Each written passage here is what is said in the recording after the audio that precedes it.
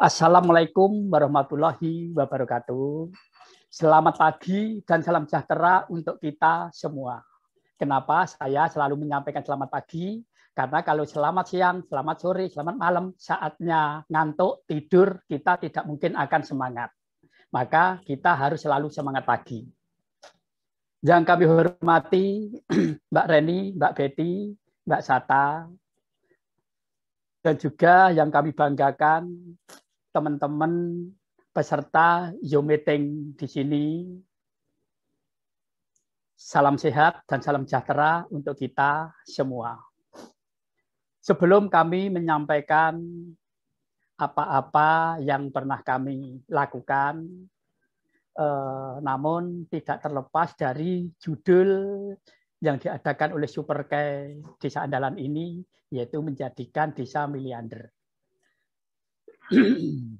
Sebelum kami menyampaikan tentang desa miliarder dengan adanya pengelolaan BUMDes, penggalian potensi yang ada di sekitar kita, ini salah satunya yaitu peran serta aparatur desa dalam menyikapi kelembagaan BUMDes.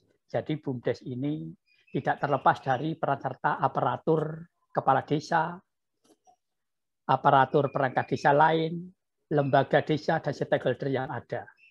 Dan juga kami sampaikan perjalanan panjang awalnya desa kami, di mana saya bekerja sebagai sekretaris desa Ponggok sudah 25 tahun yang lalu.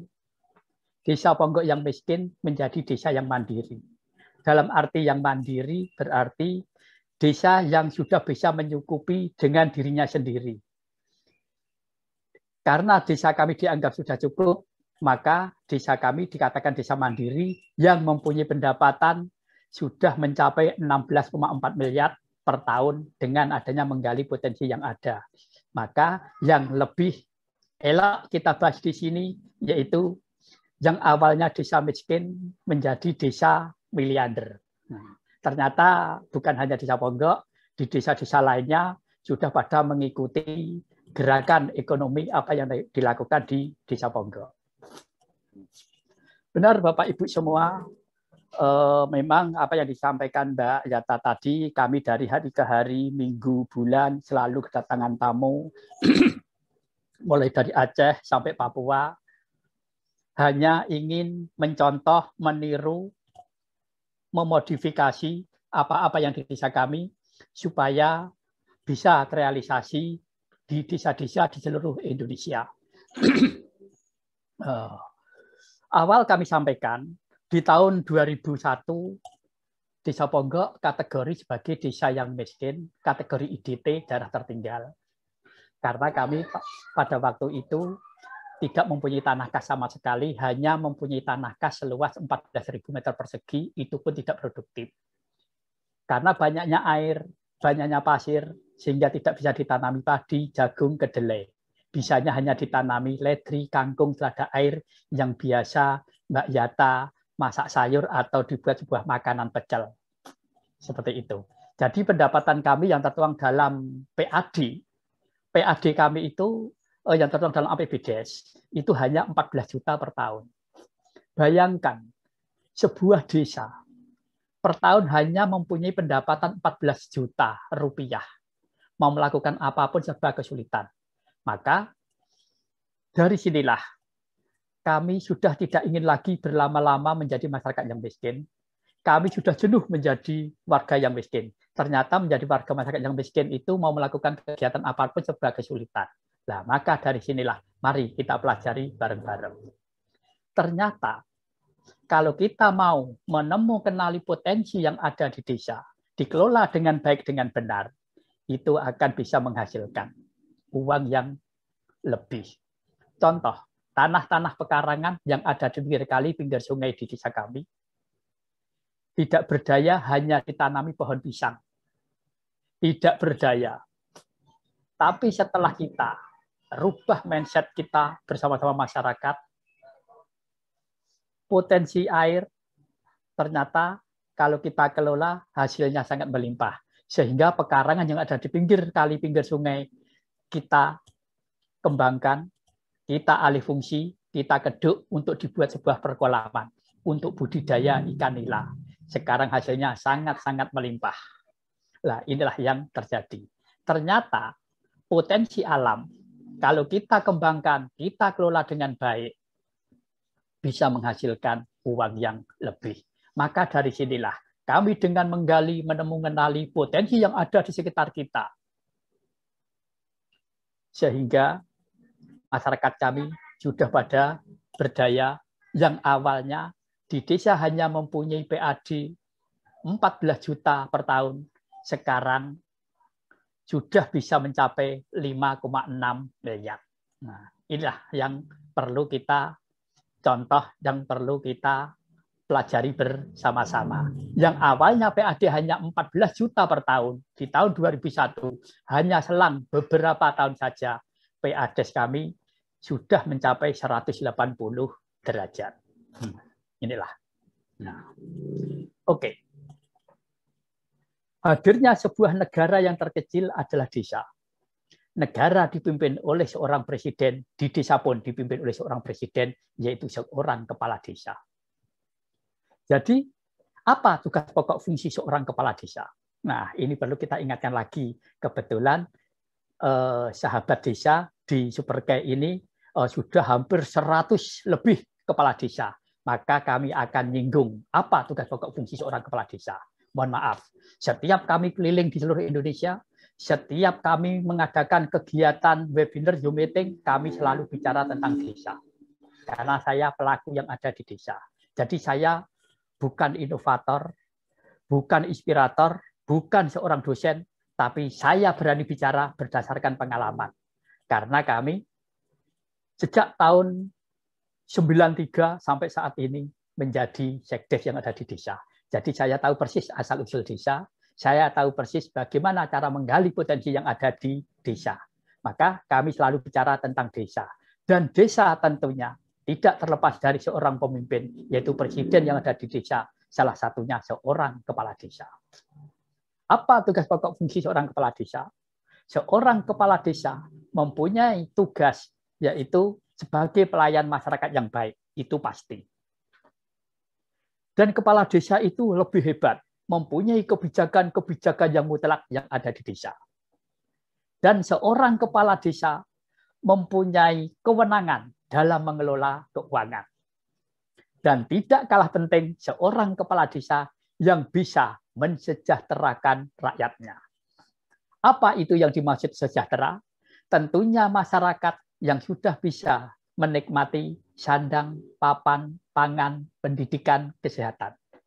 Kalau 5 item yang kami sebut tadi sudah dirasakan oleh masyarakat di desa, berarti masyarakat desa sudah dikategorikan sebagai masyarakat yang sejahtera. Tapi apabila desa belum bisa menikmati sandang, papan, pangan, pendidikan, kesehatan, jangan menyalahkan seorang Presiden Jokowi. Tapi ini tanggung jawab presiden yang ada di desa, yang dibantu oleh aparatur desa, lembaga desa, dan stakeholder yang ada di desa. Maka yang perlu dilakukan oleh seorang kepala desa setelah terpilih, dilantik, diangkat sumpah janji, syarat utama 3 bulan ke depan harus bisa mempunyai master plan perencanaan, yaitu RPJMDes. Hampir semua kementerian, dinas, siapapun pasti mau melakukan kegiatan tidak terlepas dari sebuah perencanaan, yaitu RPJMDes. Yaitu 3 bulan setelah kepala desa itu dilantik, diangkat sumpah janji. Tapi kenyataannya, sebuah RPJMDes dibuat di desa hanya sebagai syarat untuk mencairkan dana desa. Inilah perbuatan yang kurang benar.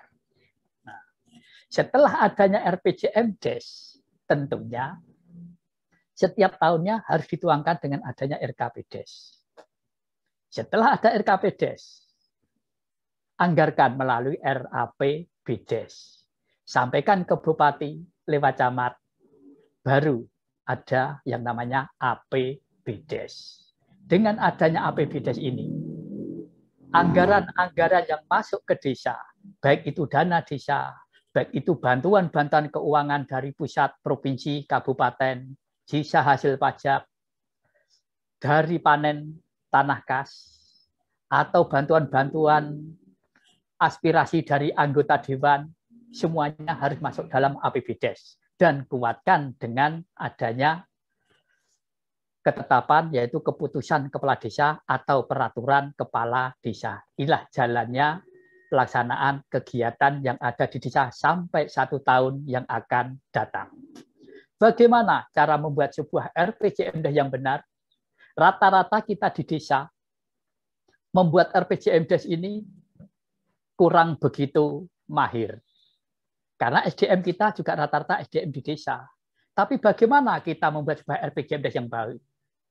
Maka seperti di desa kami membuat sebuah RPJMdes, mengadakan sebuah pengkajian-pengkajian, sebuah pemetaan, sebuah pendampingan, perumusan, pemahaman masyarakat, dan lain sebagainya. Maka mumpung kita di sini ketemu dengan Superke Desa Andalan, kita membuat sebuah RPJMdes yang baik dan benar untuk 6 tahun yang akan datang, bisa minta pendampingan tim Desa Andalan Superke ini. Nah, atau dari akademisi, konsultan yang lain, pendamping desa, tenaga ahli, silahkan. Kami 3 tahun berturut-turut juga melayangkan surat ke Rektorat UGM Yogyakarta, anak didiknya, mahasiswanya, karena pada waktu itu kami belum kenal Mbak Yata, Mbak Reni, Mbak Betty untuk mendampingi desa kami. Dulu saya tahunya hanya UGM Yogyakarta, maka yang mendampingi kami KKN 3 tahun berturut-turut ini dari UGM Yogyakarta, mengadakan penelitian, pengkajian secara tematik. Nah, ini yang perlu dilakukan. Maka mari kita dalam membuat sebuah perencanaan 6 tahun yang akan datang, desa mau dibawa kemana, masyarakat mau diarahkan kemana, semuanya harus masuk dalam sebuah RPJMdes. Maka mumpung kita ketemu di sini, mari kita semua kita ajak untuk bermimpi. Kita kalau punya mimpi, mimpi yang gila sekalian. Apa gila? Gali ide, langsung action. Jangan kita tidur bermimpi, bangun tidur, tidur lagi. Kita hanya mimpi di siang bolong. Kita kalau punya angan-angan, angan-anganlah setinggi langit. Kita punya cita-cita, bercita-citalah setinggi langit. Tidak mungkin akan mati jatuh sampai ke tanah. Kita jatuhnya masih di awan. Diberi kesempatan hidup untuk merencanakan desa mau dibawa kemana, masyarakat mau diarahkan kemana, semuanya harus masuk dalam sebuah RPJMdes. Nah, pertama yang kita lakukan yaitu mengadakan penelitian, pengkajian, kita langsung di lapangan bersama tim mendatangi masyarakat akar rumput di tiap RT maupun RW. Kita mendata. Maka yang harus kita lakukan pertama adalah data yang valid. Kita di desa harus mempunyai big data yang lengkap. Kita harus berdata. Data valid. Data yang konkret. Apa pertama kali yang perlu kita data? Pertama adalah kemiskinan dan pengangguran. Inilah kita cara akan membangun, memberdayakan masyarakat supaya tidak berlama-lama menjadi masyarakat yang miskin. Maka yang perlu kita data pertama kali adalah angka kemiskinan dan angka pengangguran. Ini yang perlu kita catat. Yang kedua, kita harus bisa memetakan juga tentang permasalahan-permasalahan yang ada di desa.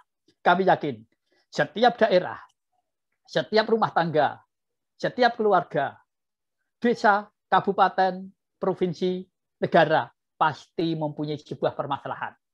Kalau tidak ada permasalahan, hidup kita hanya stagnan saja.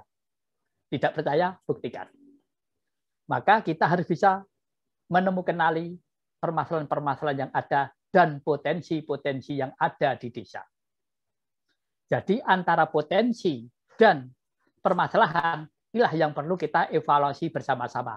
Ternyata sebuah permasalahan benar-benar kita kelola dengan benar dengan baik menjadi sebuah potensi. Nah, seperti itu.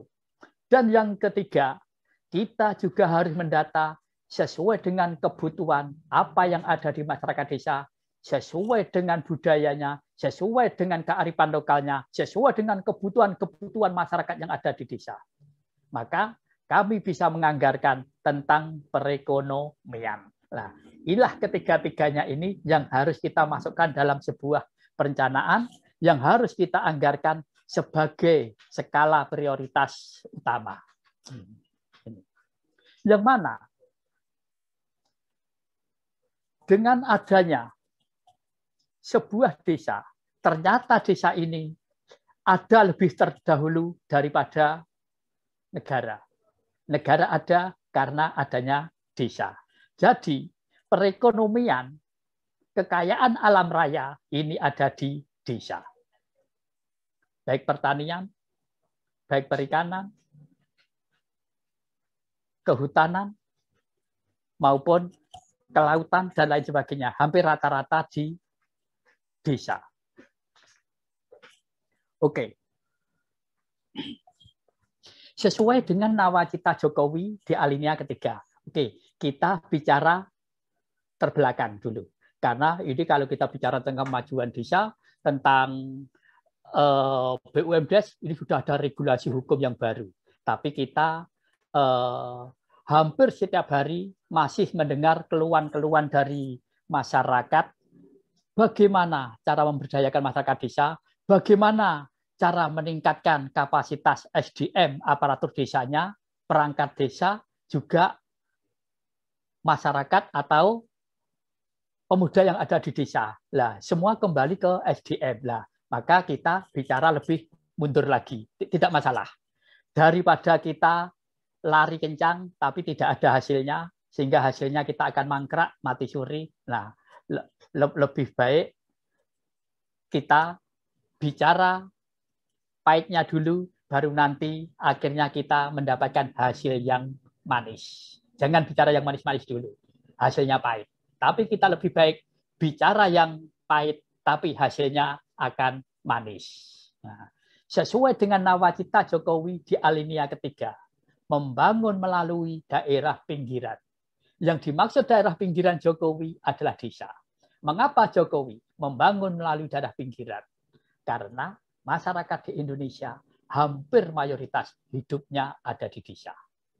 Mbak Sata, Mbak Reni, Mbak Betty ternyata hidupnya di desa, tidak di kota. Sama seperti saya, hidupnya di desa.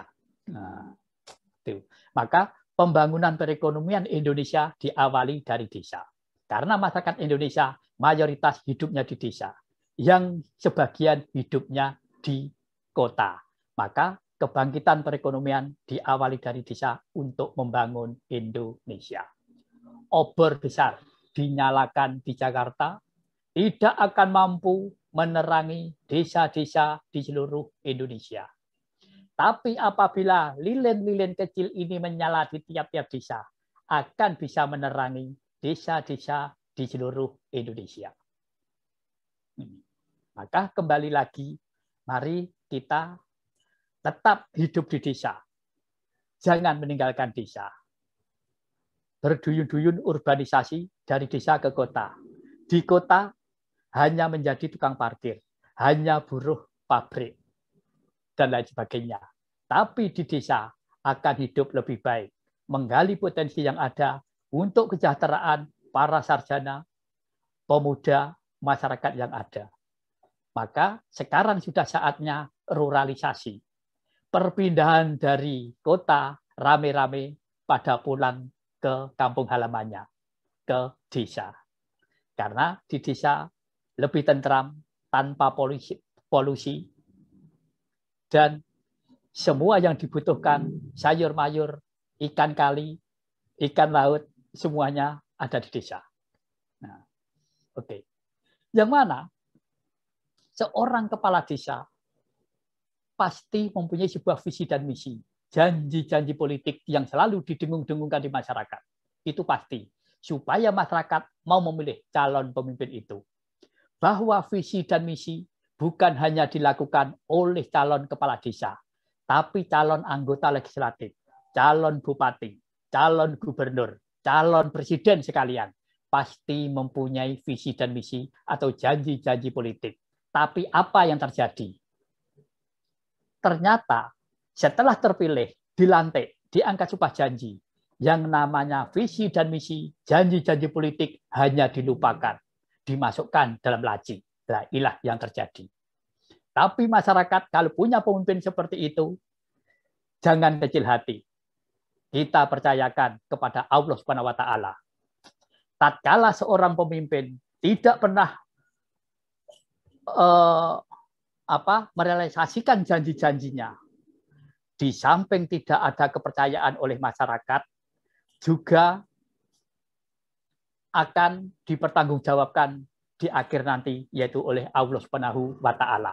Di akhirat nanti akan ditanya oleh malaikat, "Man rabbuka?" Apa yang Anda lakukan saat hidup di dunia? Tidak pernah merealisasikan janji-janji kami. Gebuk sama malaikat.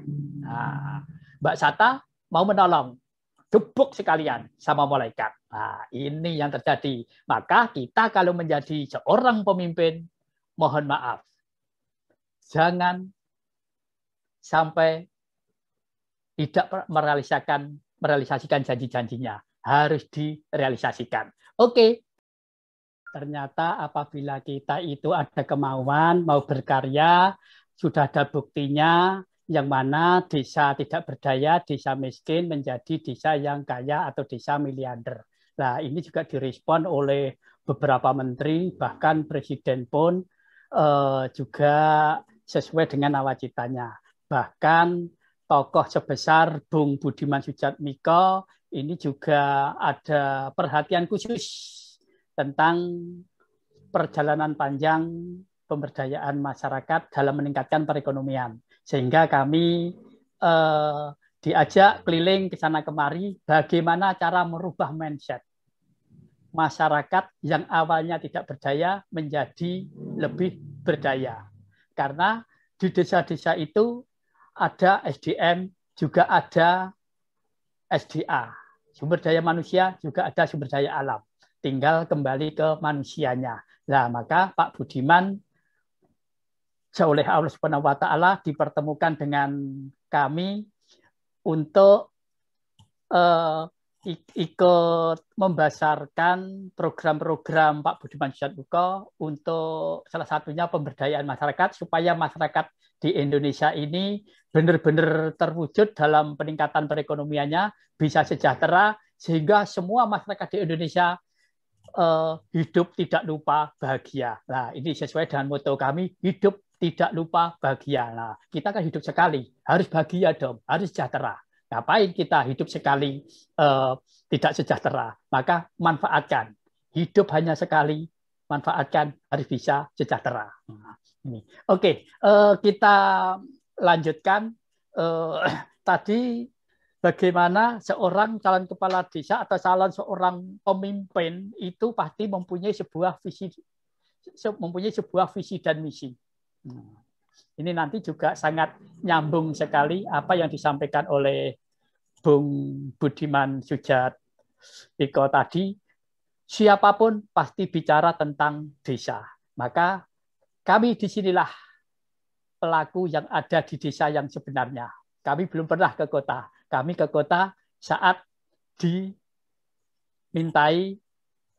suruh hadir di kota. Hanya itu saja. Tapi domisili kami, makanan kami tetap di desa. Oke, maka salah satunya di desa dipimpin oleh seorang kepala desa, sehingga kepala desa itu pasti mempunyai sebuah visi dan misinya. Seperti di kami mempunyai sebuah visi dan misi, yaitu terwujudnya desa wisata yang mandiri, mampu mengelola potensi desa dan pembangunan berkelanjutan untuk mewujudkan masyarakat yang sejahtera, berkualitas, berbudaya maju, adil, demokratis, dan peduli terhadap lingkungan. Nah, ini hampir semua calon pemimpin pasti mempunyai sebuah visi dan misi yang sama. Tapi visi misi ini yang kami sampaikan tadi bukan hanya sekedar kata-kata, bukan hanya sekedar slogan, tapi setiap bait, setiap kata ada maknanya dan sudah kami realisasikan.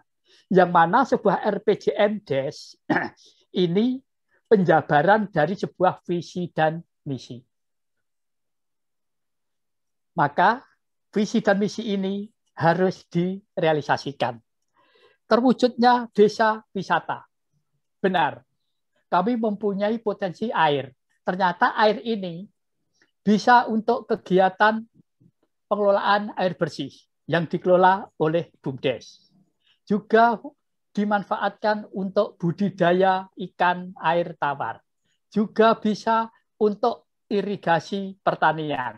Juga bisa untuk pariwisata, snorkel, diving, foto-foto dalam air, flying box, walker. Nah, ternyata yang namanya snorkel diving ini tidak hanya bisa dilakukan di air laut, tapi di air dangkal, air tawar bisa dilakukan. Mengapa jauh-jauh ke Raja Ampat? Lebih baik kita snorkel diving, ciblon, kungkum, selulup, ngelangi di sumber mata air Umbul Ponggok. Lebih indah, lebih nyaman, lebih sehat. Karena apa? Tidak gatal di kulit, tidak pedih di mata. Karena bukan air laut, bukan air asin, tapi air bermineral, air tawar. Dari perut bumi ini naik. Nah, seperti itu. Bunakennya air tawar di Jawa Tengah ada di Ponggok. Nah, ini salah satu promosi kami melalui era digital. Kami memanfaatkan media sosial. Lebih murah, lebih irit, masyarakat langsung bisa membaca dan langsung bisa melihat. Begitu masyarakat membaca, membuat penasaran. Kayak apa Raja Ampatnya Ponggok? Kayak apa Bunakennya Ponggok? Nah, dia penasaran, mengumpulkan duitnya untuk datang ke Ponggok, membuang duitnya ke Ponggok. Nah, inilah cara mencari duit yang gampang. Buat masyarakat penasaran, melalui media sosial, masyarakat ingin membuktikan dan membuang duitnya ke tempat kita. Nah, ini yang kami lakukan. Dengan adanya kami mempunyai holding-holding, mempunyai unit-unit usaha yang dikelola oleh BUMDes, sehingga desa kami menjadi desa yang mandiri tadi. Nah, mandirinya Desa Ponggok sesuai dengan program Presiden Jokowi. Jokowi mempunyai program Kartu Indonesia Sehat, KIS. Di kami di desa juga mempunyai program seperti Jokowi, yaitu Jamkesdes, Jaminan Kesehatan Desa. Bagi masyarakat yang baru lahir ceprot sampai usia tua, bahkan mau meninggal dunia sekalian, semua premi BPJS warga di desa dibiayai oleh desa. Kami tidak tergantungan dari pemerintah pusat, kami tidak ketergantungan bantuan dari pihak ketiga. Karena desa kami sudah mandiri, kami bisa melakukan apa-apa bersama-sama oleh masyarakat. Dengan adanya desa miliarder, kami bisa tersenyum, kami bisa membangun, kami bisa sejahtera bersama-sama dengan masyarakat. Bahkan di desa kami, tanpa ada dana desa, kami bisa hidup sejahtera. Nah, ini. Karena dana desa itu repot, sulit, banyak pengawasan, administrasinya sulit. Ini salah, begitu salah. Nah, tapi kalau yang namanya PAD, terserah kita. Yang mencari kita sendiri. Terserah mau kita berikan siapapun untuk honor-honor BPD, untuk honor-honor RT RW, untuk kegiatan pelatihan PKK, Karang Taruna, industri kreatif, industri rumah tangga, untuk membuat internet, untuk membelikan Android, perangkat desanya, aparatur desa, lembaga RT RW, silahkan menggunakan PAD. Nah, inilah hebatnya PAD yang mencari kita sendiri untuk kesejahteraan kita sendiri. Jangan sekali-kali kita menggunakan honor-honor dengan adanya dana desa. Ketahuan kita menggunakan honor-honor 100.000 saja. Ketahuan oleh kejaksaan, kita akan dikecek, ditahan oleh kejaksaan. Nah, maka hati-hati dengan adanya penggunaan dana desa itu. Kita lebih bebas mencari uang sendiri untuk pemberdayaan kita sendiri. Nah, inilah PAD. Oke, Desa Ponggok sebagai desa mandiri atau sebagai desa miliarder sesuai dengan program Jokowi. Jokowi mempunyai program Kartu Indonesia Pintar, KIP. Ponggok tidak kalah dengan programnya pusat, kami juga mempunyai program Kartu Pintar, Ponggok Cerdas, yaitu satu rumah, satu sarjana. Bagi masyarakat yang kuliah, baik negeri maupun swasta, anak orang miskin maupun anak orang kaya, asal bisa menunjukkan kartu mahasiswa, asal bisa menunjukkan surat keterangan dari kampus, biaya kuliah juga dibiayai oleh desa. Nah, ini jangan dibiayai dengan dana desa, tapi danai dari pendapatan asli desa. Entah itu pendapatan asli desa dari BUMDes, entah dari mana, yang penting itu PAD. Jangan sekali-kali menggunakan dana desa. Ini sangat rawan. Tapi kalau dana desa ini untuk permodalan di BUMDes dikembangkan, hasilnya boleh untuk membiayai adik-adik kita, anak-anak kita, cucu-cucu kita ke jenjang kuliah. Ini memang merupakan program pemerintah desa yang mana kami menguliahkan anak-anak kita, adik-adik kita, cucu-cucu kita yang untuk meningkatkan SDM, sumber daya manusia. Karena di desa butuh sumber daya manusia. Maka adik-adik kami kuliahkan supaya nanti lulus sarjana itu tetap betah tinggal di desa. Kami larang masyarakat kami pada berduyun-duyun rame-rame ke kota. Secara tidak langsung, SDM yang ada di desa dimanfaatkan oleh orang-orang kota. Sementara kami di desa membutuhkan sumber daya manusia. Nah, Ponggok sebagai desa yang mandiri, yang mana kami juga sudah bisa merehab rumah tidak layak huni bagi rumah tangga yang belum mempunyai jamban, kamar mandi, WC dalam rumah, semuanya kita buatkan, kita bangun, biayai dari PAD. Ponggok sebagai desa yang mandiri, hampir 96% masyarakat Ponggok tidak jauh menganggur. Semuanya sudah pada bekerja. Karena kami mempunyai BUMDes, mempunyai beberapa unit usaha, hampir 10 unit usaha. Semuanya sudah pada menghasilkan, sudah pada profit. Sehingga kami mempunyai hampir 100 lebih karyawan BUMDes. Di era pandemi ini tidak ada pemecatan karyawan BUMDes. Justru kami menambah karyawan BUMDes. Nah, maka hampir 96% masyarakat Ponggok tidak jauh menganggur. Semuanya pada bekerja. Dan dengan gaji di atas UMR Kabupaten Klaten. UMR Kabupaten Klaten sebesar 1.928.500 rupiah. Sementara kami bisa menggaji 100 karyawan kami. Mulai dari tiketing, mulai dari persewaan, mulai dari pelayan, dan manajer, kepala divisi, koordinator lapangan, 2,5 juta sampai 6 juta yang diterima setiap bulan. Dan masih juga kami beri fasilitas BPJS Kesehatan, BPJS Ketenaga Kerjaan. Dan masih kita kasih fee apabila dan kasih bonus apabila target-target itu bisa terpenuhi. Nah, ini salah satunya keberhasilan kami yang mana awalnya desa miskin, banyak ditinggalkan oleh masyarakat pada ke kota, Ponggok tidak berdaya, tapi sekarang Ponggok banyak diminati oleh masyarakat.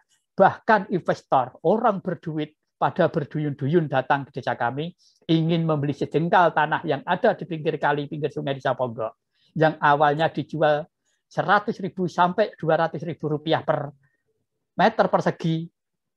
Tidak ada orang investor, orang duit tidak mau membeli tanah yang ada di desa Ponggok. Tapi saat ini, di tahun ini, rame-rame berduyun-duyun ingin membeli sejengkal tanah yang ada di pinggir kali, pinggir sungai, pinggir jurang, pinggir sawah, dengan menawar 1 juta sampai 2 juta per meter persegi. Sekarang oleh masyarakat kami sudah tidak diperjualbelikan lagi. Lebih baik untuk dikelola sendiri. Nah, demikian kira-kira. Oke, masih ada waktu Mbak Zata. Kalau enggak, kita masuk ke tata kelola pemerintahan yang baik. Boleh, silakan Pak. Oke, nah dalam sebuah desa, ini tentunya harus diawali dengan adanya tata kelola pemerintahan yang baik. Nah, transparan dan akuntabel. Dan pelayanan masyarakat secara maksimal. Saya sebagai Sekdes Sekretaris Desa Carik sudah dibaiat, sudah disumpah untuk melayani masyarakat yang baik. Apapun cuacanya, apapun kondisinya, biarpun Gunung Sinabung meletus, yang namanya pelayanan masyarakat harus kita utamakan. Nah, inilah karena kita sebagai amanah pelayan masyarakat. Transparan dan akuntabel salah satunya dana desa, dana APBN yang digelontorkan ke rekening desa. Ini namanya dana desa. Dana desa bukan semata-mata untuk kepentingan kepala desa, tapi dana desa untuk kepentingan masyarakat yang ada di desa. Maka dana desa jangan ditutup-tutupi, jangan dirahasiakan. Semuanya harus diflorkan di masyarakat melalui musrendan des, melalui sosialisasi ke tingkat RT RW, dan semuanya harus ada berita acara, dan setiap kegiatan harus melibatkan yang namanya TPK, tim pengelola kegiatan. Kepala desa mempercayakan pada TPK, PK, pengelola barang dan jasa, dan masyarakat yang dipercaya oleh kepala desa dalam melaksanakan dana desa ini harus berani bertanggung jawab, juga harus bisa membuat LPG mulai dari foto 0%, 50%, 100%. Dan setiap kegiatan harus dengan cara padat karya tunai. Dan kegiatan itu harus ada prasastinya. Semua masyarakat harus bisa membaca bahwa pembangunan ini dianggarkan dari mana, kita tulis di tempat itu. Volumenya berapa harus kita tulis di tempat itu. Menghabiskan anggaran berapa harus kita tulis di tempat itu. Supaya masyarakat bisa membaca, tidak lagi bertanya-tanya kepada kepala desa.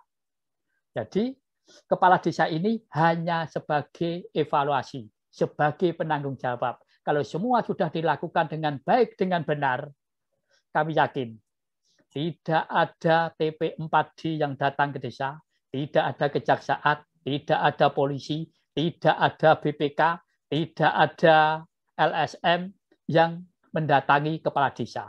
Karena semua sudah dilakukan dengan transparan dan akuntabel, sehingga kepala desa tinggal duduk manis sambil tiduran, merokok, hidup nyaman, damai, sejahtera. Inilah yang perlu dilakukan dalam mengimplementasi dana desa.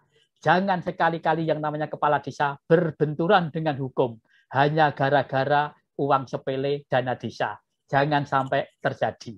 Nah, inilah ketransparanan tentang pengelolaan anggaran dana desa.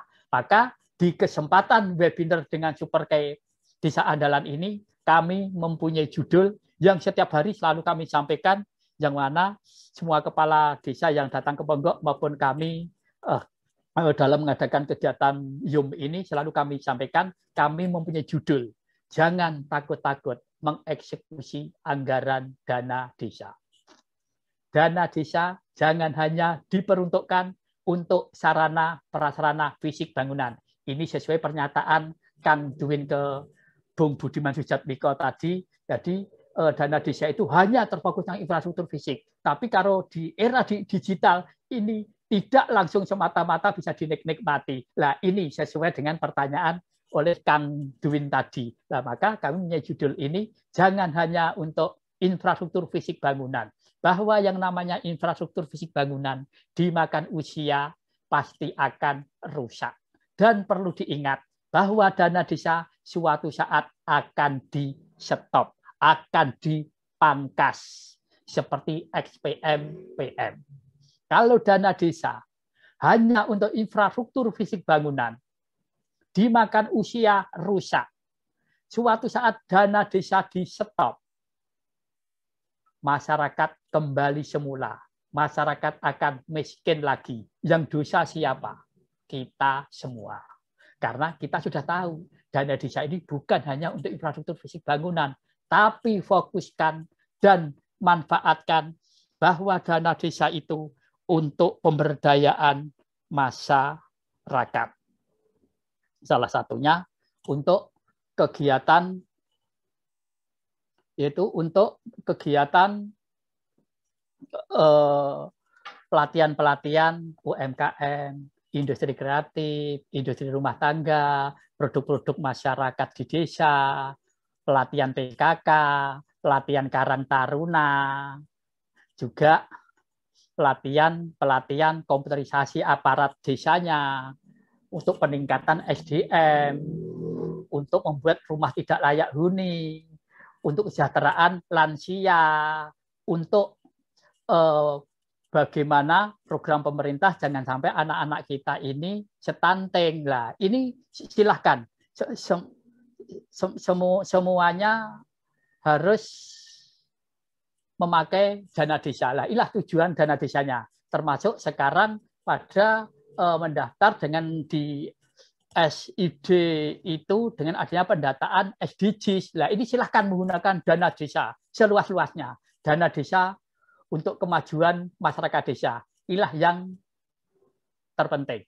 Nah, dan juga kami dalam melakukan kegiatan juga sudah menggunakan sistem IT, yaitu sistem informasi desa.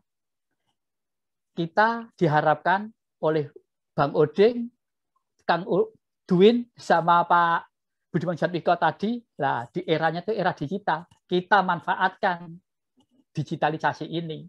Kita harus berdata, masyarakat harus berdaya, data harus valid, data harus lengkap. Maka semuanya harus kita melakukan dengan adanya yaitu pemanfaatan digital. Kami melayani masyarakat dengan kependudukan, pelayanan masyarakat, surat keterangan, kita sudah menggunakan online.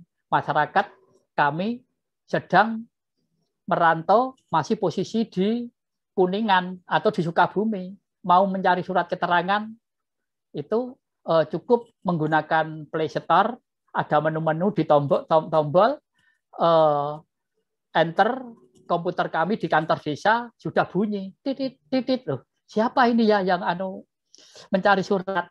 Kita print. Oh, Mbak Zata mencari surat keterangan akan melamar sebagai anggota DPR RI. Ya, umpama seperti itu. Lah itu cukup. Mbak Zata seandainya masyarakat Ponggok belum sampai ke desa kami, surat keterangan itu sudah sampai ke rumah. Lah inilah kecanggihan informasi pelayanan penduduk, keuangan, keluar, masuk, kita masukkan ke aplikasi, setiap bulan kita print, kita tanda tangani, kita sampaikan ke Bupati Lipat Camat, selesai. Maka kami dalam lomba tertib administrasi desa di tingkat Kabupaten Klaten, desa kami selalu nomor 1.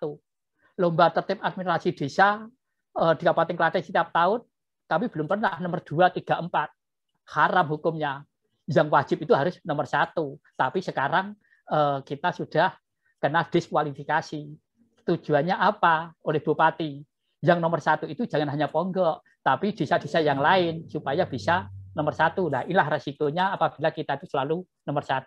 Nah, dan bagaimana caranya kita bisa memviralkan supaya desa mempunyai unit usaha, mempunyai potensi supaya dikenal di seluruh Indonesia, bahkan di desa-desa tetangga. Kami memasang tower, wifi yang link ke tingkat RT RW, dan semua perangkat desa, semua lembaga desa, RT, RW, BPD, TPK, KPMD, semua kami validasi, kami beri fasilitas inventaris Android 1.1. Nah, ini nanti desa-desa yang lainnya bilang sama Pak Kepala Desa, kalau memang PPAD-nya ini lebih, semua perangkat desa, semua lembaga desa yang ada kasih Android 1.1.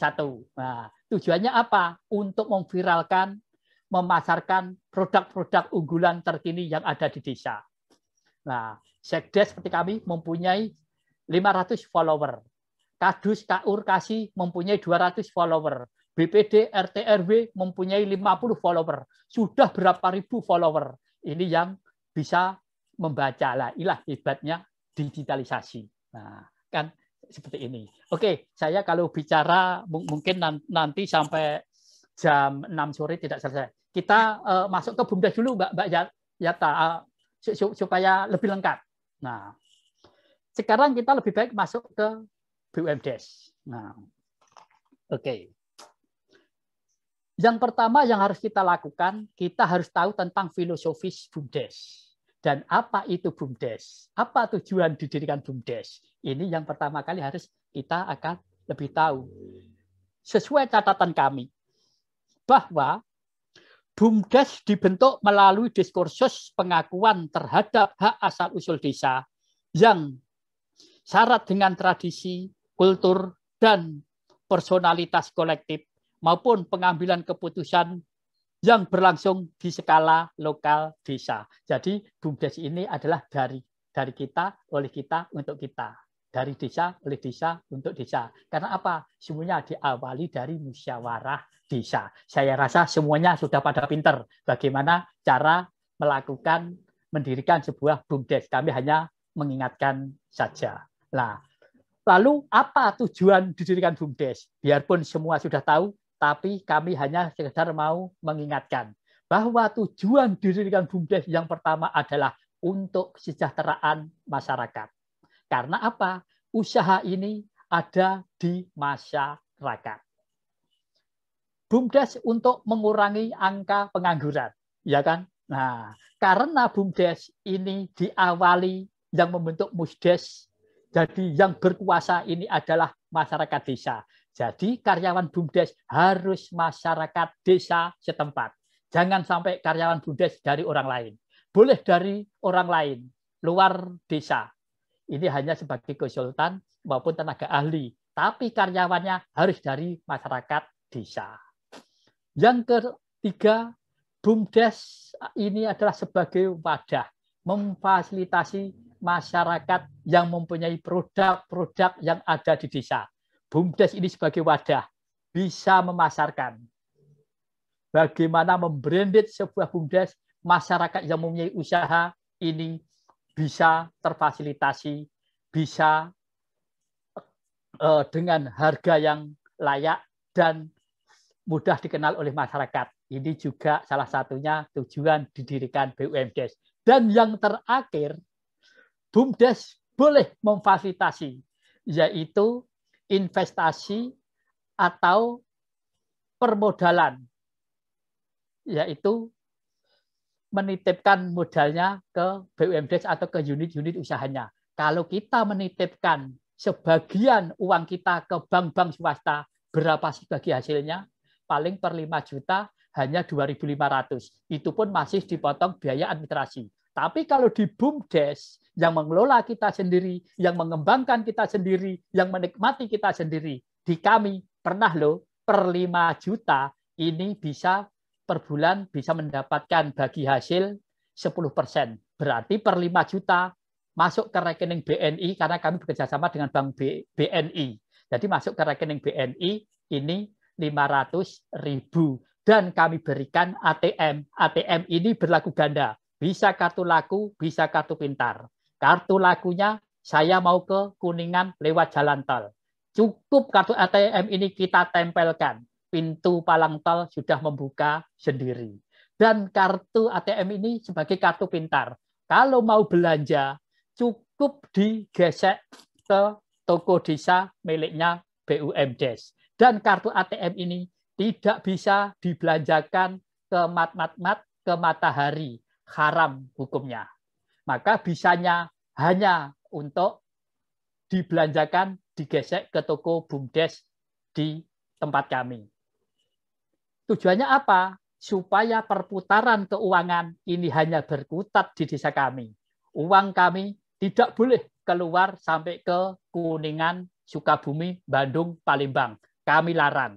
Tapi uang Kuningan, uang Sukabumi, uang Bandung, uang Palembang, silahkan datang ke Ponggok. Dengan senang hati, pasti tangan terbuka. Nah, ini langkah kami dalam pemberdayaan masyarakat. Terus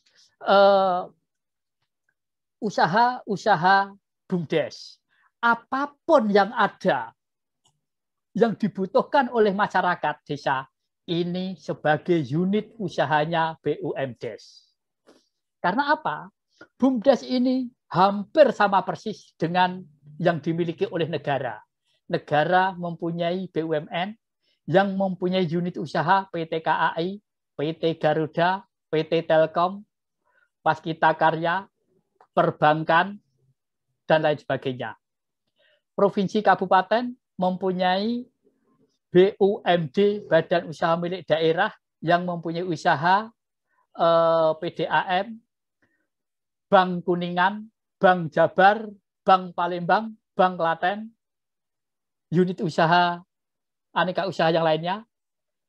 Di desa pun juga bisa memiliki BUMDes, Badan Usaha Milik Desa. Nah, sama. Maka Badan Usaha Milik Desa ini juga boleh mempunyai unit-unit usaha. Maka seperti kami juga mempunyai unit usaha seperti BUMD. Salah satunya kami juga mengelola PAM, pengelolaan air bersih, yang mana dikelola seperti PDAM. PDAM semata hanya menjual untuk mencari keuntungan semata. Tapi yang namanya BUMDes mengelola ini lebih bersifat ke sosial.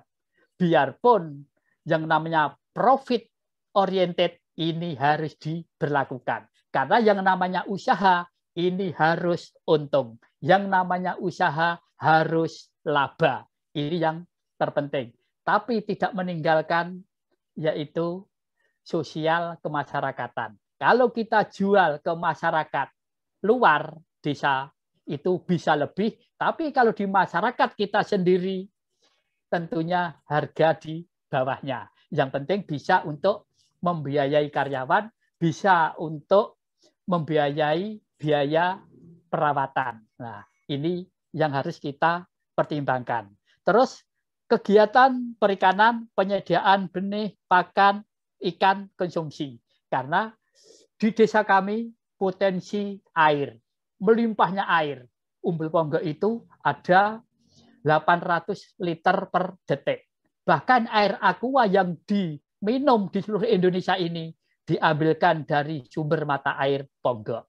Nah, ini. Maka sumber mata air ini juga dimanfaatkan lagi untuk pengelolaan air bersih, penyediaan benih, pakan, ikan, dan konsumsi. Maka hampir mayoritas banyak budidaya ikan air tawar atau ikan nila.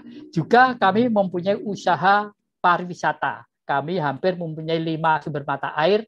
Sesuai dengan karakter air itu, kami kelola untuk kegiatan pariwisata. Nah, juga mempunyai warung-warung kuliner yang membangun pada saat itu melalui APBD desa. Setelah selesai, baru kita berikan ke BUMDes. BUMDes boleh mengelola aset desa, tapi hanya pengelolaan saja. Tapi kepemilikannya tetap miliknya desa, tidak boleh pindah tangan. Jadi tanah-tanah kas, aset-aset desa boleh dikelola oleh BUMDes, tapi hanya pengelolaannya saja. Cukup dengan SK Kepala Desa bahwa nomor bondo ini, nomor persil ini, luasnya ini, lokasi di sini dikelola oleh BUMDes. Dan tentunya karena ini tanah kas desa, setiap bulan atau setiap tahun harus bisa memasukkan ke PAD desa. Karena ini sebagai sumber kekayaan yang dimiliki oleh desa. Nah, ini harus dipahami. Banyak ini pertanyaan-pertanyaan seperti itu yang gagal paham. Kepala desa tidak ikhlas tanah kas desanya dikelola oleh BUMDes, dikelola sendiri, dimanfaatkan sendiri, panen sendiri, makan sendiri. Nah, tidak boleh. Nah, harus ikhlas karena semua ini untuk kepentingan masyarakat kita. Juga kami mempunyai kegiatan yaitu simpan pinjam. Ya, biarpun belum terdaftar di OJK loh ya, hanya melayani masyarakat. Mungkin karyawannya ingin hutang, ingin mengembangkan usaha atau kegiatan apa, nanti bisa kita potong gaji setiap bulan karena kan menerima gaji. Lah, boleh hutang ke simpan pinjamnya. Tapi rata-rata di desa ini punya usaha simpan pinjam, ini masyarakat ini pada senang semua. Senang pinjam, senang nyimpan. Di saat ingin mencairkan, bagaimana caranya segera dicairkan. Tapi setelah dicairkan, saatnya ngangsur, jatuh tempo, juga sukanya hanya menyimpan. Dicari ngumpet, ketemu ngajak kelahi. Lah inilah karakter masyarakat Klaten. Mudah-mudahan di Sukabumi dan di Kuningan, Mbak Yata tidak seperti itu ya, hanya di tempat kami saja. Lah, maka kami alergi dengan adanya usaha simpan pinjam. Kalau bisa dihentikan saja. Jangan usaha simpan pinjam. Maunya menolong, malah bikin musuh. Nah, kan seperti itu. Karena uang itu bergulir. Bukan hanya milik kita. Masyarakat lain juga ingin meminjam. Tapi kalau macet di tempat orang itu, ya kasihan yang lain. Nah, terus kami juga mempunyai homestay. Bagi masyarakat yang ingin studi banding, studi tiru, atau berwisata, kami juga mempunyai homestay. Ada 20 kamar, ada 2 lantai. Itu juga kami menyiapkan. Kami melarang masyarakat desa pada tidur di hotel. Hotel itu miliknya Cina. Hotel itu miliknya orang kaya. Hotel-hotel itu miliknya orang-orang Jakarta. Tapi tolonglah bantu masyarakat di desa. Kita jangan membantu orang kaya, tapi bantulah orang-orang sesama kita yang ekonominya seperti kita, orang desa. Maka tidurlah di homestay atau di rumah-rumah penduduk. Biar nanti bisa untuk memberi uang saku anaknya yang sekolah atau yang kuliah. Ini himbauan kami. Yang kaya, sudah kaya, kita lebih baik bagaimana supaya masyarakat desa ini juga berdaya karena bantuan dari kita semua. Oke. Yang usaha yang lainnya yaitu studi desa. Nah, karena Ponggok ini sebagai tempat rujukan, tempat studi banding, orang-orang di seluruh Indonesia, baik bupati, DPR, dinas PMD, camat, kepala desa, lembaga yang ada, ini pada rame-rame berduyun-duyun ke desa Ponggok, ingin melihat lebih dekat, ingin menyaksikan lebih dekat, ingin mendengar lebih dekat apa-apa yang ada di desa Ponggok. Nah, ini maka pada studi di desa Ponggok ini juga dikelola oleh BUMDes. Per kepala yang datang ke Ponggok ingin belajar, kami budget 150.000 untuk biaya pemaparan, makan, minum, snack, kunjungan ke objek wisata. Kalau tidur ke homestay, AC, TV, kamar mandi dalam, minum kopi, masak sarimi malam sepuasnya, cukup 200.000 rupiah. Hebat kan? Murah meriah. Nah, ini juga kami mempunyai usaha perdagangan, yaitu toko desa. Nah, toko desa ini jangan sampai menjadi predator maupun kompetitor warung-warung yang sudah ada. Ini banyak pertanyaan. Gara-gara Pak Kepala Desa mendirikan toko desa, sehingga warung-warung yang ada di desa ini pada sepi, bahkan cenderung bangkrut. Berarti Kepala Desa gagal dalam mensejahterakan masyarakat. Kita mendirikan toko desa, bagaimana bisa kita jangan sampai menjadi kompetitor. Kita harus berkolaborasi. Bagaimana masyarakat desa ini juga bisa berjualan laris. Ayo kita berkolaborasi. Belanjanya ke toko BUMDes dengan harga yang murah. Tapi dengan penjualan dengan harga yang sama. Bila perlu masyarakat desa yang belanja ke toko BUMDes ini cukup dengan uang 100.000 dengan total pembiayaan 1 juta, cukup menggunakan uang 100.000, pulang membawa belanja seharga 1 juta. Nanti setelah laku, baru melunasi yang 900.000. Lah, inilah kolaborasi toko BUMDes dengan toko yang ada di desa.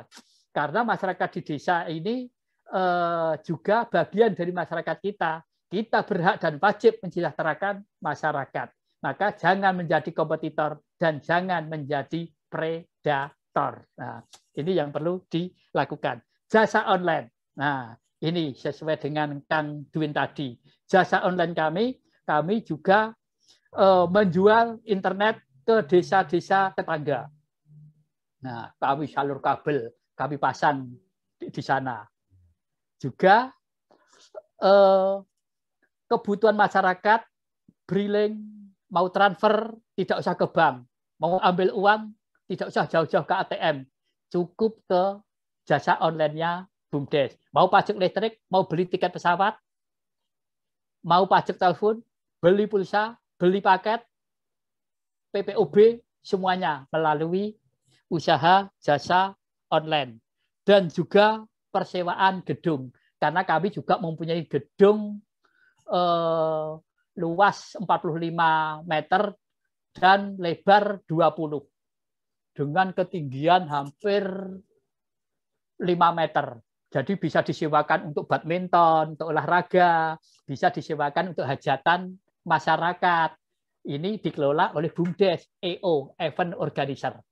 Menyewakan sound system, menyewakan meja kursi, taplak, gedung sekalian, termasuk cleaning service. Begitu masuk membayar, pulang sudah selesai semuanya. Nah, ini juga menjadi usaha di BUMDes. Dan juga kami juga mempunyai usaha rental mobil. Nah, rental mobil ini karena sifatnya kita profit benefit masyarakat kami, kalau nyewa mobil Avanza per harinya cukup 150.000. Tapi kalau orang di luar desa kita perharinya 300.000. Harus ada perbedaan karena ini usaha yang ada di masyarakat kita, milik kita, usaha kita. Nah, ini bagaimana model pembagian, karena yang modal pertama ini dan aset-aset ini dari pemerintah desa. Terus BUMDes ini kontribusinya ke desa seperti apa? Semua kita atur dengan adanya ADART, anggaran dasar, anggaran rumah tangga. Semuanya kita atur di sana. Yang mana kita sepakati melalui musyawarah desa.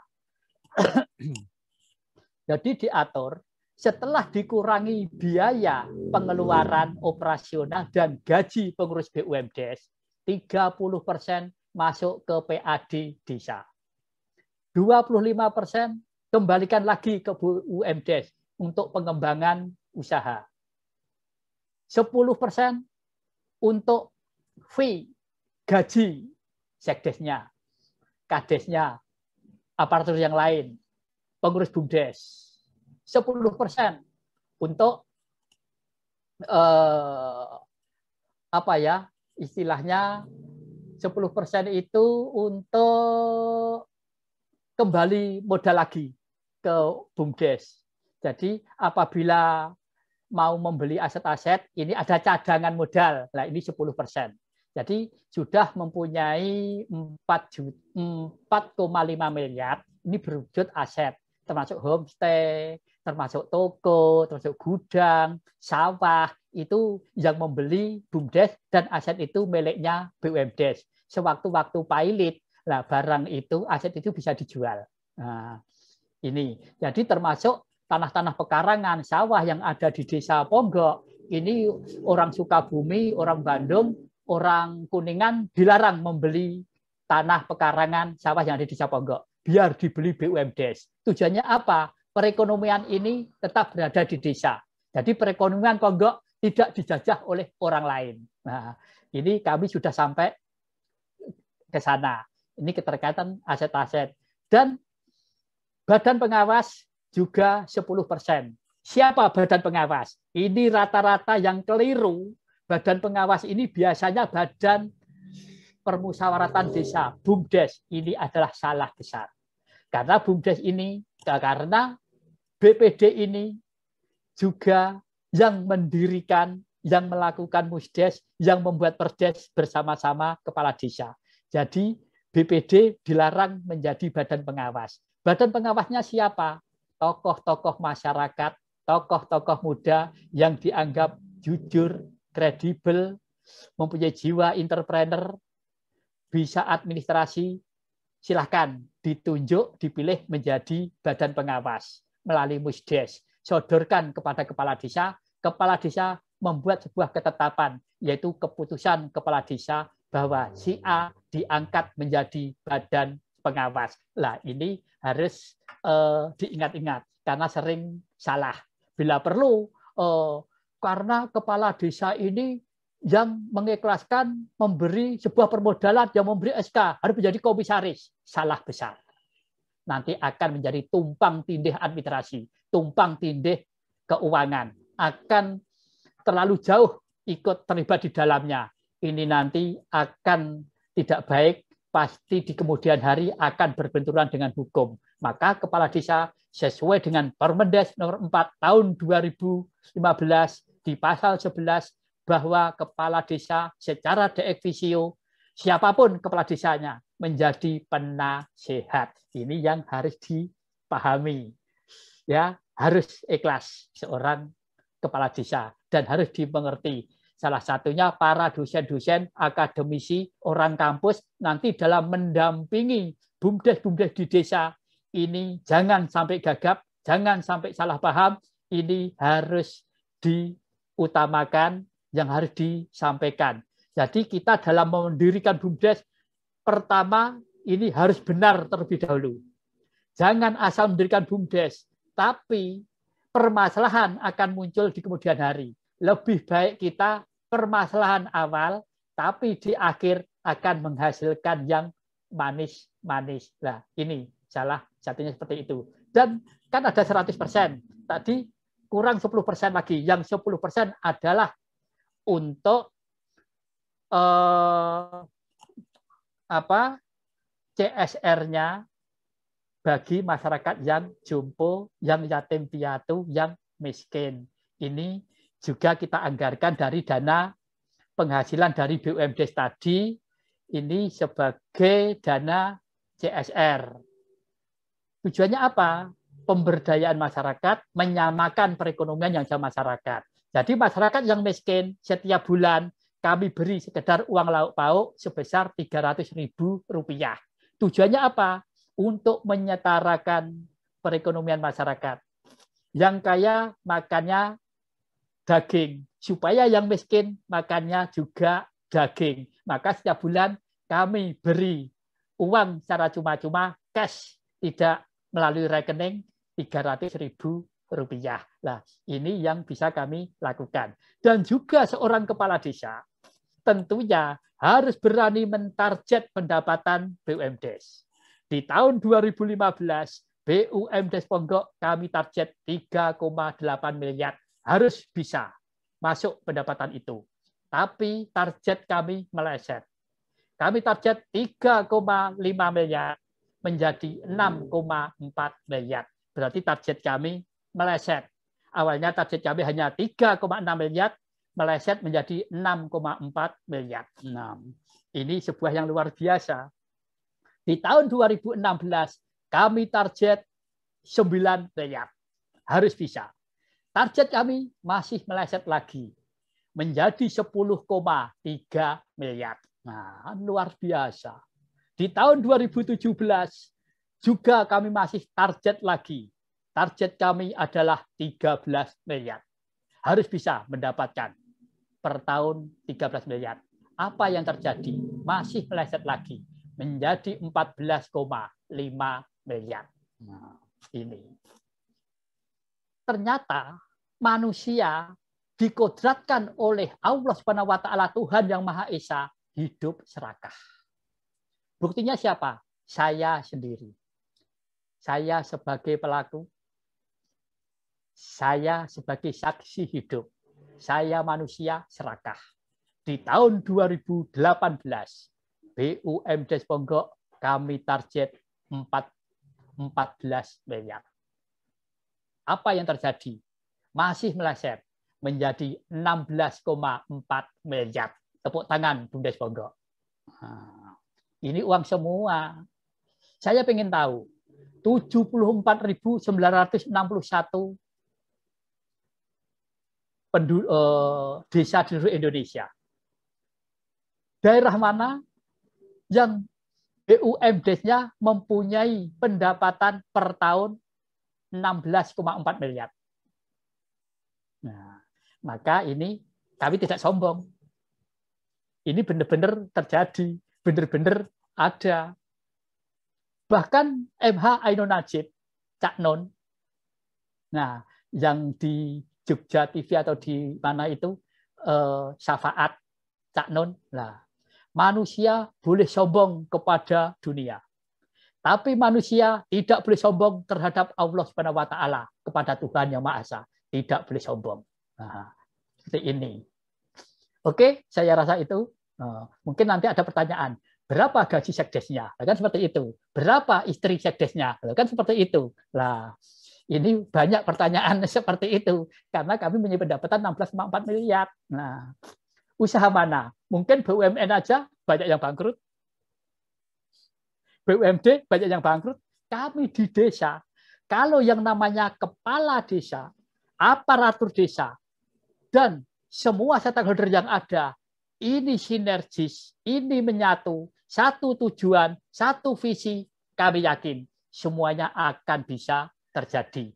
Mari kita mimpi-mimpi bersama. Dan mimpi itu harus kita wujudkan. Tidak ada yang mustahil. Semuanya akan bisa kita lakukan. Wassalamualaikum warahmatullahi wabarakatuh.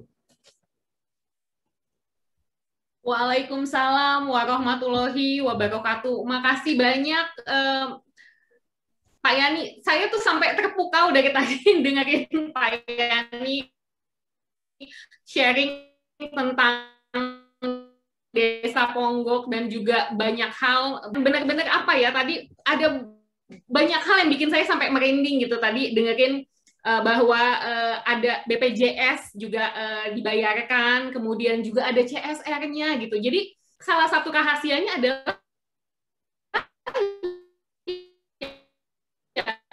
untuk kesuksesan bersama. Saya yakin ini udah banyak banget nih yang bertanya. Saya mau cek dulu ke bagian chat sebentar ya. Saya izin langsung membacakan satu-satu pertanyaan ya Pak. Nanti saya bacain satu, nanti silakan Pak Yani langsung menjawab. Saya mau mulai dulu dari atas nih. Sebentar. Saya mau bacain dari Ferdianto Abbas. Nih, pertanyaan dari Ferdianto Abbas. Yang terhormat Pak Yani, mohon ceritakan bagaimana Desa Ponggok memulai membangun. Siapa tokoh yang berperan? Kesulitan awal seperti apa? SDM-nya seperti apa yang menunjang Desa Ponggok? Bagaimana cara menanggulangi kelemahan yang ada di desa? Bagaimana peran serta masyarakat dalam dan cerita awal menggerakkan masyarakat, dan apa momentum yang diambil oleh Desa Ponggok? Nah, sebagian dari ini tadi sudah terjawab sebenarnya oleh Pak Yani. Nanti mungkin boleh sih kalau disampaikan, cuman lebih singkat aja. Tapi menurut saya ini yang menarik adalah pertanyaan gimana nih menggerakkan masyarakat di awal. Karena saya dan kita yakin ya pastinya tidak mudah dalam memulai. Sekarang kita dengar Desa Ponggok sudah sebesar ini, tapi kan itu perlu proses yang pastinya tidak singkat ya, tidak instan ya Pak. Mungkin boleh silakan dijawab pertanyaan yang ini Pak. Oke, kami bisa berhasil tidak semudah memutarbalikkan tangan. Tapi semuanya dimulai dari nol, step by step. Nah, pertama tadi kan sudah saya sampaikan, sebenarnya saya sudah hafal apa yang ditanyakan oleh semua masyarakat. Sebenarnya kalau benar-benar dicermati apa yang kami sampaikan, pertanyaan-pertanyaan itu tadi semuanya sudah terjawab. Sebenarnya seperti itu. Kami mendirikan BUMD sejak tahun 2009. Belum ada Undang-Undang Desa nomor 6 tahun 2014. Kami sudah mempunyai BUMDes. Ya kembali lagi, ternyata kalau kita melihat regulasi hukum yang ada, yang mana sudah diatur dengan adanya Undang-Undang 32 tahun 2004. Dan juga ada PP 72 tahun 2005. Di sana disebutkan bahwa desa dapat mendirikan BUMDes. Dalam arti dapat, boleh mendirikan, tidak pun juga diperbolehkan. Nah, kan seperti itu. Bahkan di Undang-Undang Desa nomor 6 tahun 2014, kata-kata dapat ini juga masih ada. Tapi oleh Bupati, Kepala Desa mungkin tentunya juga seakan-akan BUMDes ini diwajibkan. Kan seperti itu. Ternyata juga seperti itu, seakan diwajibkan. Makanya harus registrasi. Sekarang terus muncul ada undang-undang yang baru, permen yang baru, PP 11 2021 dan lain sebagainya. Oh, ini kalau kita kumpas sampai nanti malam jam 12 tidak selesai. Yang intinya pertama kita harus bisa meningkatkan sumber daya manusia. Yang penting SDM-nya dulu.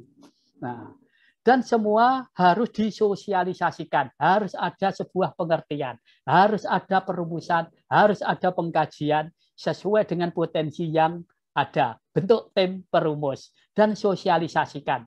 Dan semua ini yang harus dilakukan tentunya harus diawali dengan musyawarah desa. Nah, inilah kunci yang utama. Maka yang perlu dilakukan lagi dengan langkah-langkah komitmen ulang kepala desa. Karena kunci kemajuan BUMDes ini ada di kepala desa. Ini kunci loh, kepala desa ini di BUMDes. Kalau kepala desanya tidak ikhlas, BUMDes di desa tidak akan berjalan. Siapa yang mau mengajak MUSDes? Padahal MUSDes ini ranahnya BPD. BPD ini berkewajiban menyelenggarakan MUSDes. Ini tugasnya BPD. Tapi mohon maaf, BPD ini kalau tidak diundang, diajak komunikasi dengan kepala desa, mohon maaf, ini di Klaten ya, Bupati, ini di Klaten, ini BPD itu juga tidak mempunyai gairah untuk MUSDes, untuk mendirikan BUMDes, tapi semua yang mengingatkan kepala desa. Maka kepala desa ini tidak dipungkiri sebagai kunci utama pemberdayaan masyarakat desa yang menyelenggarakan, yaitu di MUSDes ini yang mengawali. Tapi semua ini harus melalui prosedur, yaitu BPD yang menyelenggarakan MUSDes. Tapi kita harus komitmen ulang kepala desa ini, yaitu demi memajukan BUMDes. Karena apa? DD ini kan tanda tangannya kepala desa yang untuk mencairkan aset-aset desa maupun PAD maupun apa, ini kan salah satu yang bertanggung jawab kan di kepala desa. Maka di Undang-Undang 11, ya kan? Di PP 11 2021 dan di Permendes nomor 3 tahun 2001, ini organ BUMDes ini ada 4. Pertama, legalitas hukumnya melalui musyawarah desa. Ini harus dilakukan. Kepala desa sebagai penasihat yang bertanggung jawab maju dan tidaknya BUMDes ini seorang kepala desa. Dan pelaksana kegiatan, pengelola, entah itu namanya apa, direktur BUMDes atau ketua BUMDes lah, ini pelaku yang ada di lapangan. Dan tentunya badan pengawas, ini yang mengawasi tentang kegiatan, tentang administrasinya. Nah, ketiga inilah yang bertanggung jawab, ini yang harus kita pegang. Nah, ini langkah pertama. Yang kedua, galang partisipasi masyarakat dengan BUMDes, yaitu datang ke berbagai rapat-rapat dengan warga, kalau bisa sampai ke tingkat RT RW. Jadi seperti di Ponggok, ini semua masyarakat, hampir semua KK Ponggok itu ada 2.350 penduduk. Ada 639 KK. Karena kami sering koordinasi, kami sering komunikasi, kami sering bersosialisasi di seluruh masyarakat itu melalui RT RW, sehingga masyarakatnya pada percaya sama BUMDes, sehingga menanamkan modalnya 5 juta per KK. Dengan bagi hasil pada saat itu 10% per 5 juta setiap kakak mempunyai penghasilan Rp500.000. Kan luar biasa. Siapa yang tidak percaya dengan BUMDes? Maka yang penting bukti, jangan janji. Kalau janji-janji, masyarakat akan jenuh, tidak akan percaya. Maka yang terpenting adalah bukti. Nah, maka kalau saya boleh bicara kasar, kita harus sejahtera terlebih dahulu. Ayo, di lingkungan kita, pengurusnya harus sejahtera terlebih dahulu. Karena sebelum kita sejahtera, mau mengajak orang lain tidak akan percaya dengan kita. Mengapa Anda mengajak saya? Anda sendiri belum sejahtera. Akan terjawab seperti itu. Maka kita harus sejahtera terlebih dahulu, baru mengajak orang lain untuk sejahtera. Ini yang harus dilakukan. Dan yang ketiga yaitu petakan potensi dan pilih jenis usaha yang paling mungkin dan layak dijalankan oleh BUMDes. Maka kita kalau mau mempunyai usaha BUMDes, ini jangan hanya sekedar kita memilih sebuah usaha yang tidak diketahui dan diminati oleh masyarakat. Usaha BUMDes akan mangkrak, akan mati suri. lebih baik mati suri, masih bisa tengel. Tapi kalau sudah mati teksak, dikubur, selamanya tidak akan bisa bangkit. Nah, maka kita kalau mempunyai usaha itu sesuai dengan kearifan lokal, sesuai potensi yang ada di desa, apa yang dibutuhkan oleh masyarakat, dan masyarakat itu pasti butuh, dan masyarakat itu tentu juga akan menikmati. Kami yakin kalau kita tepat sasaran dalam pemetaan, dalam pengkajiannya, dalam perumusannya, kami yakin semua usaha akan baik dan lancar. Begitulah kira-kira Mbak Sata. Oke, wah benar-benar harus digarisbawahi tadi ya Pak, bahwa saat kita mau ngajak orang sejahtera, ya kitanya harus sejahtera lebih dulu ya Pak ya. Oke, itu harus diingat ya oleh teman-teman semua. Kita nanti sebentar lagi akan ada istirahat untuk sholat, tapi saya mau ada pertanyaan terakhir dulu nih Pak. Dari M. Fajar Kurniawan, mau tanya Pak Yani, saya mau nanya awal mula cetak biru atau perencanaan digitalnya? Studi kelayakan Smart Village yang awalnya gimana membuatnya? Karena perencanaan yang benar-benar real sesuai kebutuhan masyarakat tidaklah mudah. Mohon pencerahannya, Pak. Oke, sekarang eranya era digital dan kita hampir hidup ini bagian dari digital. Maka manfaatkan sebaik-baiknya. Maka kalau kita mempunyai sebuah Android, ini harus digunakan dengan yang sebaik-baiknya. Pasti hasilnya akan baik, akan positif. Tapi kalau kita di era digital ini kita menggunakan Android dengan hal-hal yang kurang baik, hasilnya juga akan kurang baik.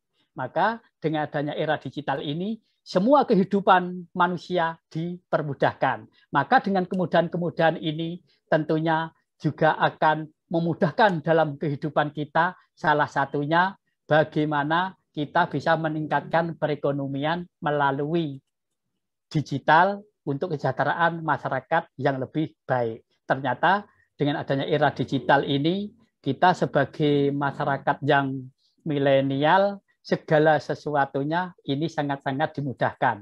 Pemasaran kita tidak usah membawa, kita gendong ke sana kemari, kita nyater mobil ke sana kemari. Sudah tidak zamannya. Cukup kita foto, kita upload, kita kasih kata-kata yang indah, kita viralkan, semuanya sudah akan membaca. Nah, salah satunya seperti itu. Dan kita mau melakukan sesuatu, ini juga dimudahkan. Kita tidak usah jual beli, transaksi harus menghitung duit, tidak perlu. Eranya sudah era digital. Kita cukup dengan adanya transfer. Sudah ada dengan adanya BI, sudah adanya SMS banking. Salah satunya seperti itu. Juga pelayanan-pelayanan masyarakat. Baik administrasi, apa yang dilakukan. Sekarang saatnya, mohon maaf Mbak Yata, sekarang kita itu saatnya kerja cerdas, bukan kerja keras. Kalau kerja keras, pada saat itu muda saya kerja keras, maka saya kurus, saya keriput, karena dulu saya kerja keras. Tapi sekarang era digital, sekarang kami menggunakan kerja cerdas, maka sekarang saya agak gemuk, agak seger, gitu Mbak Yata.